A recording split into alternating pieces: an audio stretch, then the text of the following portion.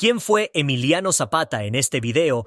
Sabrás todo sobre el líder campesino que luchó por una reforma agraria radical en el México. Prefiero morir de pie que vivir de rodillas, dijo Emiliano Zapata, un líder campesino que desempeñó un papel destacado en la Revolución Mexicana. Nació en una sociedad desigual que se hizo más injusta durante su vida a medida que el partido gobernante aumentaba su poder y control sobre la tierra. Como líder de un poderoso movimiento agrario en su estado natal, Morelos, Zapata se convirtió en una pieza clave y un símbolo para derribar la anterior a la colonización española. Su nombre en náhuatl, la lengua de los aztecas, significa lugar donde fluye el agua, por el río Ayala, y se refleja en su exuberante y fértil paisaje. Situado en el pequeño pero significativo estado de Morelos, al sur de Ciudad de México, Anenecuilco desempeñó un papel crucial en las grandes convulsiones que vivió México en el siglo XIX.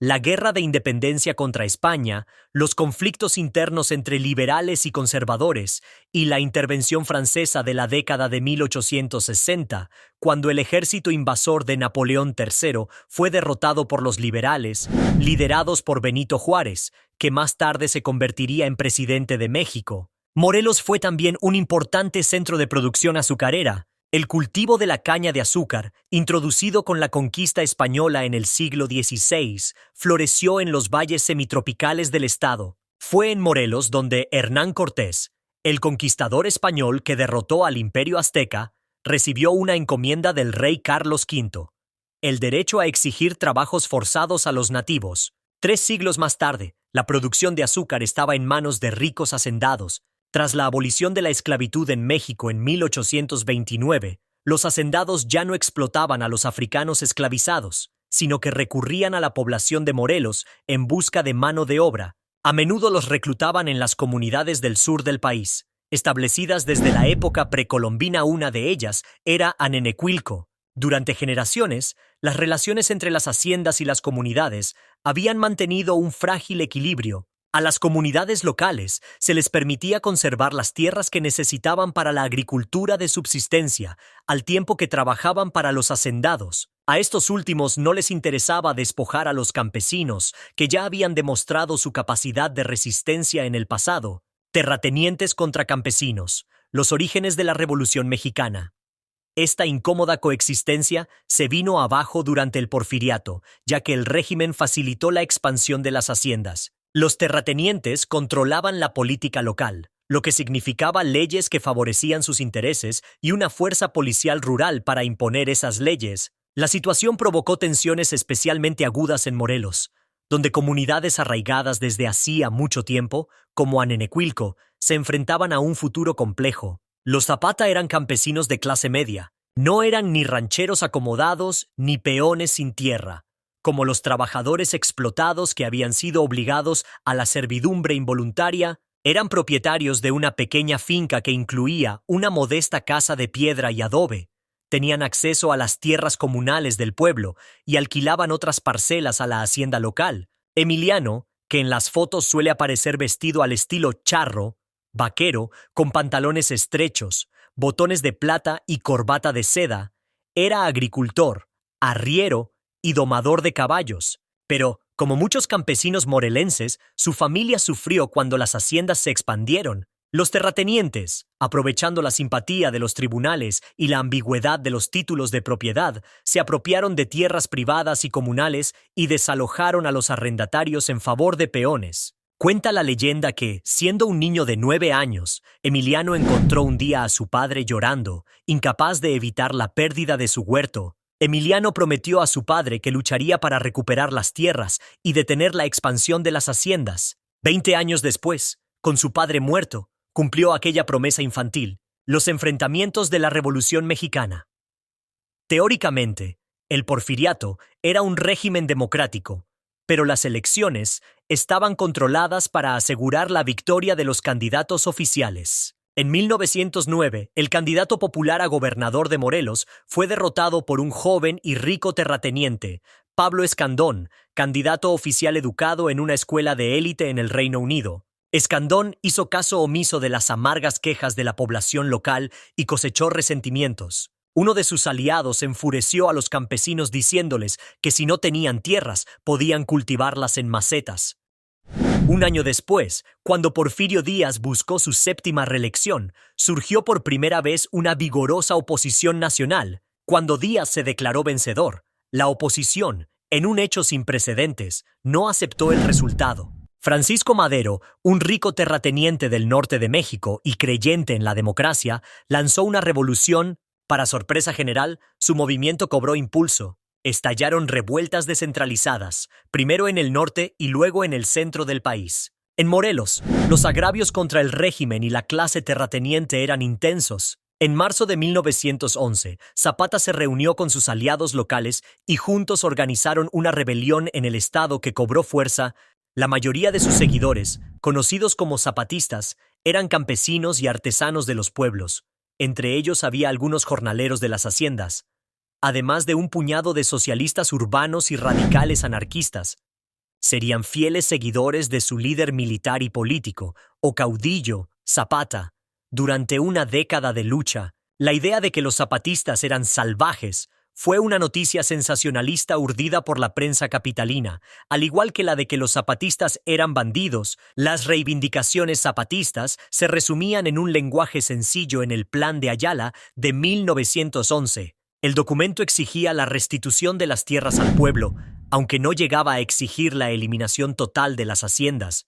Era un texto tradicional, patriótico y lleno de indignación moral. Los zapatistas eran anticuados, pero contaban con una larga historia de movilización popular, tenían caballos y armas de fuego, aunque fueran viejas escopetas, y la red de familias extensas que formaban sus comunidades rurales facilitaba la organización revolucionaria. En la primavera de 1911, al acercarse la temporada de lluvias y siembra, los zapatistas controlaban gran parte de Morelos. El ejército federal, entretanto, estaba atrincherado en un par de pueblos. Una situación similar prevalecía en el norte y centro de México. Los seguidores de Díaz vieron la debilidad de su líder y le obligaron a dimitir, con la esperanza de que sacrificando al viejo caudillo podrían salvar su pellejo y detener la revolución. Madero, líder nominal de la revolución, fue elegido presidente y comenzó sinceramente, aunque con ingenuidad, a aplicar su programa liberal y democrático.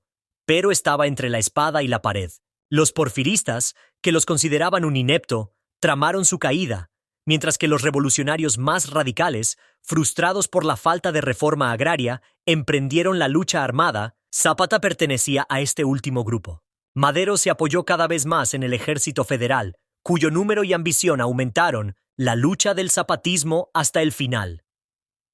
Esta inestable situación se resolvió violentamente en 1913, cuando el ejército derrocó y asesinó a Madero, sustituyéndolo por el general Victoriano Huerta, que había dirigido una brutal campaña contra los zapatistas en Morelos. Al convertirse en dictador militar, empleó los mismos métodos del porfiriato en todo el país. Estallaron rebeliones en el norte del país, donde Venustiano Carranza, un moderado que había apoyado a Madero, encabezaba una vaga coalición constitucionalista. En el centro, el zapatismo ganaba fuerza en Morelos y los estados vecinos. Esta guerra civil fue más larga y destructiva que la que había derrocado a Díaz, pero terminó con la derrota definitiva del ejército federal y de lo que quedaba del antiguo régimen del porfiriato. Mientras tanto, los rebeldes reclutaban grandes ejércitos convencionales, como la enorme División del Norte dirigida por Pancho Villa, el otro gran caudillo popular de la Revolución. Villa luchaba en las vastas llanuras del norte, comprando armas al por mayor en Estados Unidos, país limítrofe con el territorio que dominaban los villistas. Zapata, al sur de la capital, no tenía esta ventaja y tanto por preferencia como por necesidad, dirigió un ejército genuinamente campesino. El número de fuerzas zapatistas fluctuaba según las necesidades de las campañas militares y las exigencias del calendario agrícola, mientras que el ejército villista era casi profesional y emprendía largas y lejanas campañas. Los zapatistas mantuvieron un estrecho contacto con los pueblos y limitaron sus acciones a Morelos y sus alrededores, donde llevaron a cabo una amplia reforma agraria. Esta fue a la vez su fuerza y su debilidad. En Morelos gozaron de un profundo apoyo popular y pudieron resistir con fuerza, pero a nivel nacional fueron más débiles. Desconfiando de otros revolucionarios, los zapatistas se negaron a seguir colaborando y carecían de un proyecto nacional coherente. Por ello, en 1914 se negaron a negociar con Carranza, aunque los representantes zapatistas participaron en reuniones nacionales, como la Convención de Aguascalientes de 1914, Zapata y sus jefes militares estuvieron ausentes. Dejaron las negociaciones en manos de intelectuales urbanos inexpertos, que irritaron a los demás asistentes al insistir en que el plan de Ayala debía ser aceptado como el texto sagrado de la Revolución Nacional. Zapata, por su parte, desconfiaba de la politiquería y los grandes gestos. Prefirió quedarse en Morelos disfrutando de la vida en el campo como un caudillo patriarcal. La suya fue una vida de fiestas y corridas de toros, de aguardiente y puros caseros, y de engendrar 17 hijos. Cuando las fuerzas de Villa entraron en Ciudad de México a finales de 1914, los zapatistas también desfilaron por la capital, portando estandartes de la Virgen de Guadalupe. Los dos líderes populares se reunieron breve y amistosamente. Los zapatistas tenían poco interés en la gran ciudad y en la política nacional, pero se mostraron amables. Esto acabó con los estereotipos sensacionalistas de la prensa sobre Zapata, apodado Atila del Sur, y sus violentos seguidores. El caudillo se alojó en un modesto hotel cerca de la estación de tren, y al cabo de unos días regresó a Morelos, a su casa, a su familia y a la vida del campo. La muerte de Emiliano Zapata y el triunfo de la Revolución. Aunque teóricamente Villa y Zapata eran aliados, su alianza carecía de organización y compromiso. Esto sería clave cuando la revolución entró en su etapa final, una contienda entre dos coaliciones revolucionarias rivales, los carrancistas y los villistas. El ejército villista, superior en número y reputación militar, se enfrentó a los carrancistas de Álvaro Obregón en 3 grandes batallas libradas en Celaya y León durante 1915. Zapata no participó en ellas y permaneció en Morelos lejos de la acción. No atacó las largas y vulnerables líneas de suministro de Carranza. Obregón triunfó. Villa sufrió una derrota decisiva y los zapatistas se encontraron de nuevo en el papel de rebeldes contra el gobierno central. Pero ahora se trataba de un gobierno surgido de un movimiento popular.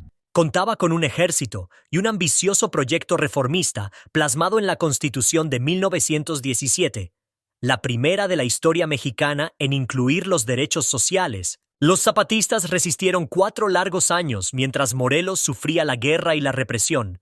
El gobierno revolucionario desgastó a los rebeldes, pero no pudo eliminarlos, y aunque Zapata fue asesinado en 1919, traicionado y muerto a tiros en una emboscada, la rebelión continuó.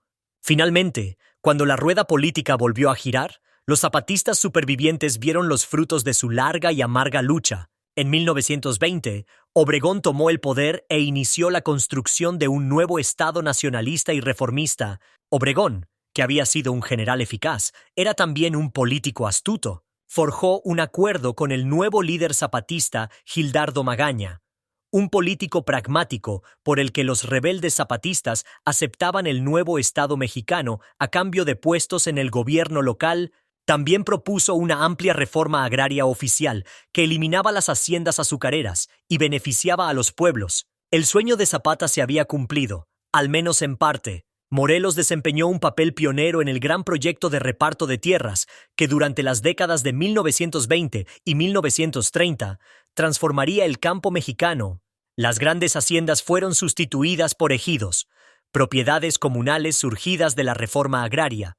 Los veteranos zapatistas desempeñaron papeles clave en la política local.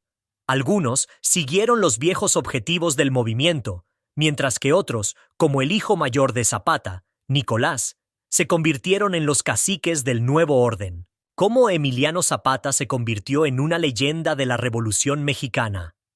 Zapata, muerto en 1919, no vio nada de esto, a pesar de la leyenda de que sobrevivió a la emboscada para cabalgar con su caballo blanco por las sierras de Morelos. De los muchos héroes de la Revolución, Zapata se convirtió en el más admirado, seguido de su aliado Villa, que también murió joven, traicionado en una emboscada en 1923. Una muerte temprana y violenta contribuyó a su canonización política. Con el tiempo, la revolución que Zapata había ayudado a iniciar y definir perdió su carácter radical y popular. En las décadas de 1940 y 1950, La reforma agraria se ralentizó a medida que la industrialización y la urbanización ganaban impulso, y se reavivaron las protestas campesinas. Un veterano zapatista, Rubén Jaramillo, encabezó una rebelión en Morelos y fue asesinado por el ejército mexicano en 1962. 30 años más tarde, cuando estalló una rebelión de campesinos e indígenas en el sureño estado de Chiapas, los rebeldes se autodenominaron Ejército Zapatista de Liberación Nacional. Sin duda, la reputación de Zapata como héroe popular nacional ha perdurado. Hemos llegado al final de nuestro viaje explorando la vida y el legado de Emiliano Zapata. Su incansable búsqueda de justicia y tierra para los campesinos resuena aún en nuestros días, recordándonos que la lucha por nuestros ideales es esencial. Las enseñanzas de Zapata nos inspiran a luchar por un mundo más equitativo, donde cada voz cuente y cada acción tenga significado. Es fundamental reflexionar sobre cómo podemos aplicar sus enseñanzas en nuestra vida cotidiana. La valentía y la determinación que mostró en su época nos impulsan a ser agentes de cambio en la actualidad. Nunca debemos subestimar el impacto que podemos tener al defender lo que es justo. Te invitamos a continuar este camino de aprendizaje y descubrir otras figuras que han moldeado nuestra historia. Suscríbete a nuestro canal, activa la campanita y únete a nosotros en esta emocionante travesía. Hasta la próxima.